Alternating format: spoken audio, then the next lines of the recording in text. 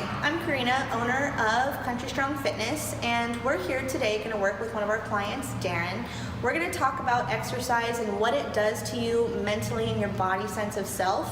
Every one of us walking this planet has a body sense of self, and we're here to show how exercise will bring that out in really good ways or really negative ways. So why don't you pan over to Darren? And what we're going to do today is we're really going to talk about the four senses of self, but especially the body today, and where that connection comes in and how it will manifest through exercise, whether you want it to or not. All right, Darren, we're going to have you sit down into a assisted SOTS press, but we're going to do single arm. Darren has some pain in his T9, and this is a movement for him where he really struggles with the overhead squat. So we're going to break this down. We do not have Darren go fast with the barbell in overhead squat position because there's too much to expose him to injury, or more importantly, mentally, what fear that goes on in his mind when he's going to grab a barbell and go overhead. So due to previous injury and athletic injuries that he's had over the years, we're going to go really slow and see him walk through this body sense of self during movement. So go ahead and sit down into your squat, Darren. So this is an assisted SOTS press we're going to do here. So now bring one arm up and pretend as if you're doing presses loaded. Good. 5, nice and slow. So as you can see, Darren's working really hard, non-weighted, to be in this nice position. As soon as you get 5 reps, swap sides. Good. He's holding the face in, but he's working really hard right now to do this. Good. Good. Stay down there. Stay with me. Stay in that squat. Push those knees out. Good. Good. Starting to shake now, but it's okay because we're safe range of motion, and we're really strengthening this T-spine. Good. We're almost done. 4 reps. Very good. Yes, you're working hard. You're doing good. Good. And done. Stand. Good. Darren, talk to me about what was going on mentally as we were walking through those steps for you doing that exercise. Actually, one of the things that came through my mind was what the work that I was doing when I actually had the compression fracture in T9, which was a lot of overhead work. And that just kind of went through my head. Okay.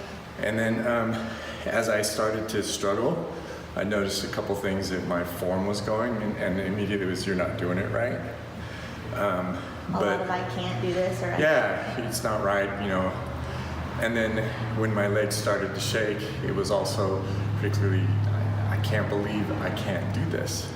And so thinking about, you know, my younger years, how fit I was and all that kind of stuff, and it was just like short amount of time, that's all going through your mind during exercise. Totally. One of the things about a body sense of self that develops over time is it's an experiential neurological development where we have experiences that we see, feel, taste, touch, sound, and those are stored neurologically in our body in different areas, especially when you have something like a piece of pain or a trauma or other experiences, and your body remembers. And my mind and the way I think about myself, when we start doing exercises or we start doing things, we really begin to walk into those experiences again, and your body will bring those up and you'll remember them. So sometimes we start to struggle, we start to fall apart, those negative experiences come up again, they get triggered. And it can be tough to kind of walk through some of those pieces in a way where it's healthier, where we're doing better and we want to come in and we want to be strong. But the only way to get strong is to really start to tap into some of these experiences, really begin to go through them in a different way, and really begin to build those things up again, whether that's emotionally, the way we think, or even physically what we're doing. You can kind of see from my example there, I was thinking about a lot of things from my history and a lot of negative thoughts. And just because my body was not being able to do what I wanted to do the way I thought it should be, and even remembering the actual accident or the injury that I had. All those things, all those thought processes, all the years you've been doing this, what you just experienced, yes, you've had injury, not everybody's had injury, but is what you're experiencing the norm? Absolutely. We all have neurons that take pictures and overlay on top of our bodies these experiences that we have with other people, these experiences that we have in our life, and the negative cognitions and the belief systems that go with it. It's extremely normal for anybody, whether you've had physical trauma or not. We all have relationships. Some of them have been negative. We store those. We hold on to those. And so physical movement, emotional movement, those are all really so deeply tied together. So whether you're coming to see me as a therapist to work on some of those struggles that you have, whether you're coming in here to change patterns of movement and behaviors here in a gym, it's extremely normal for us to begin to challenge the way we think, to see ourselves differently, and that's going to have an impact on how I view myself in the world, how I view my body, and how I view myself in relationship to other people. So when we want to be different, we have to challenge those norms. Okay. And sometimes that's hard and that's difficult, but that's where the growth occurs.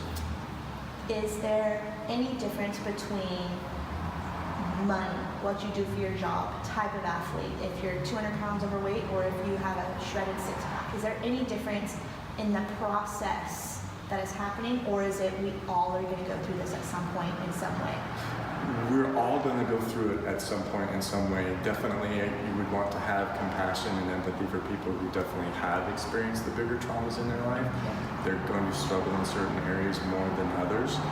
But regardless of what background you come from, growing as a human being, growing as an individual, just like here in gym, we got to break down muscle tissue to build it back up again stronger. Absolutely. We have to break down our thinking, break down our way of viewing the world. And as you look at that board, there's 4 different types of self. Our mind, the way we think, our brain, the way we relate to the world, subconsciously, our body, the way we view, and relationally, how we are in relationships. You got to break those negative ones down, change the movements or the behaviors and the thinking, and build up a better, stronger version of you. So the background, where you come from, economics, all of that, it doesn't matter. Last thing, so movement is something that is going to always bring us to some type of sense of self. Is that what I'm understanding? Yes, definitely. Anything that we do from an emotional standpoint is directly tied to our body. The brain and the body, the mind and the body are so inextricably interwoven. We can't separate them? Can't separate No them. matter how hard we try? No matter how hard we try. Okay. That's what leads to anxiety. That's what leads to depression, is when we try and separate what we're feeling, what we're experiencing, and what we're thinking. That's where the anxiety, those distortions, or the dissonance, the disharmony, that's where it comes in. And it looks a lot of different ways. It looks like overweight. It looks like poor health. It looks like getting that midriff at 50 that you get. It looks like all of that for you guys here in the gym. For me, it looks different in my office, but they're so tied together, you can't separate the two as much as you'd like to. Perfect.